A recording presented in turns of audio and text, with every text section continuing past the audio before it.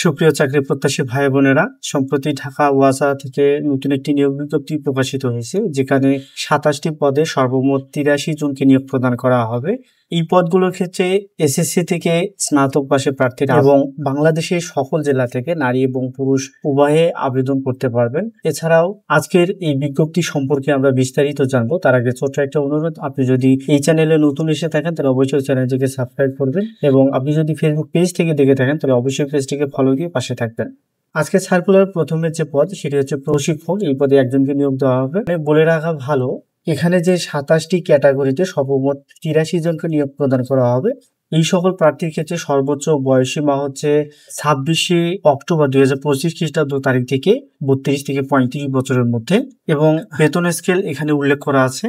এই প্রশিক্ষক পদের ক্ষেত্রে শিক্ষাগত যোগ্যতা হচ্ছে ইঞ্জিনিয়ারিং এ স্নাতক ডিগ্রি বা সমমানের ডিগ্রি, এবং শিক্ষা জীবনে কোনো অবস্থায় দ্বিতীয় বিভাগ বা শ্রেণী থাকবে না। প্রশিক্ষক হিসেবে 5 বছরের চাকরির অভিজ্ঞতা থাকতে হবে। দ্বিতীয় পদটি হচ্ছে প্রশিক্ষক কারিকুলাম বিভাগে। এই পদে একজনকে নিয়োগ দেওয়া হবে।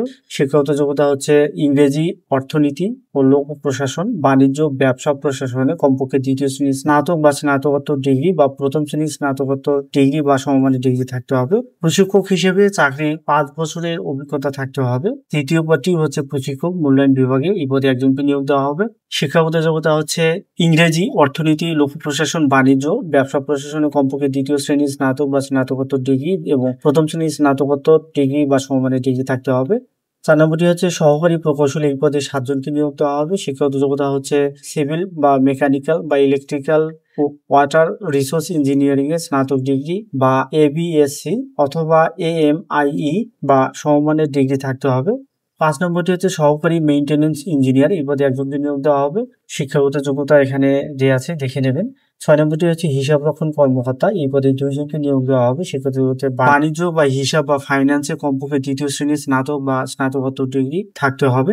7 নম্বরটি হচ্ছে সহকারী পরিবেশবিদ। এই পদে একজনকে নিয়োগ দেওয়া হবে। শিক্ষাগত যোগ্যতা দেখে নেবেন। 8 নম্বরটি হচ্ছে সহকারী হাইড্রোলজিস্ট। এই পদে একজনকে নিয়োগ দেওয়া হবে। শিক্ষাগত যোগ্যতা হচ্ছে জিওলজি বা হাইড্রোজিওলজিতে কমপক্ষে দ্বিতীয় শ্রেণীর স্নাতক বা স্নাতকোত্তর ডিগ্রি থাকতে হবে। 9 নম্বরটি হচ্ছে সহকারী জনতথ্য কর্মকর্তা। এই পদে একজনকে নিয়োগ দেওয়া হবে। শিক্ষাগত যোগ্যতা হচ্ছে গণযোগাযোগ ও সাংবাদিকতা কমপক্ষে দ্বিতীয় শ্রেণীর স্নাতক বা স্নাতকোত্তর ডিগ্রি।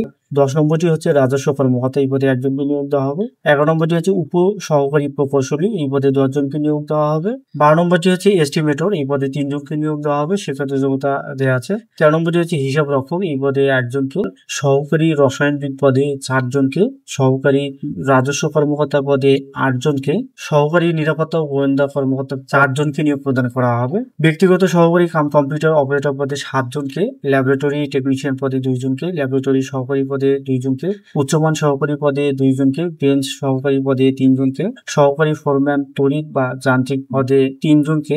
এলডিএ কাম ক্যাশিয়ার পদে 7 জনকে। পোর্ট সহকারী পদে 1 জনকে।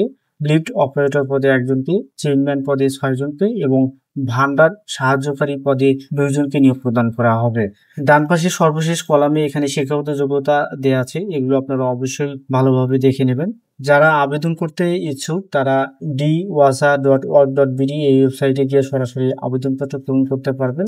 আগ্রহী প্রার্থীদের নির্ধারিত ছকে জীবন বৃত্তান্ত, শিক্ষাগত যোগ্যতা সনদপত্রের কপি, সম্প্রতি তোলা পাসপোর্ট আকারের রঙিন ছবি, জাতীয় পরিচয়পত্রের ফটোকপি সহ আগামী 26/10/2025 তারিখের মধ্যে অনলাইনে আবেদন করতে হবে। অসম্পূর্ণ আবেদন বাতিল বলে গণ্য হবে। প্রার্থীকে অনলাইনের মাধ্যমে আবেদনের ক্ষেত্রে 1 থেকে 16 নং পদের জন্য 224 টাকা এবং 17 থেকে 24 নং পদের জন্য 112 টাকা এবং 25 থেকে 27 নং পদের জন্য 56 টাকা অবশ্যই প্রদান করতে হবে।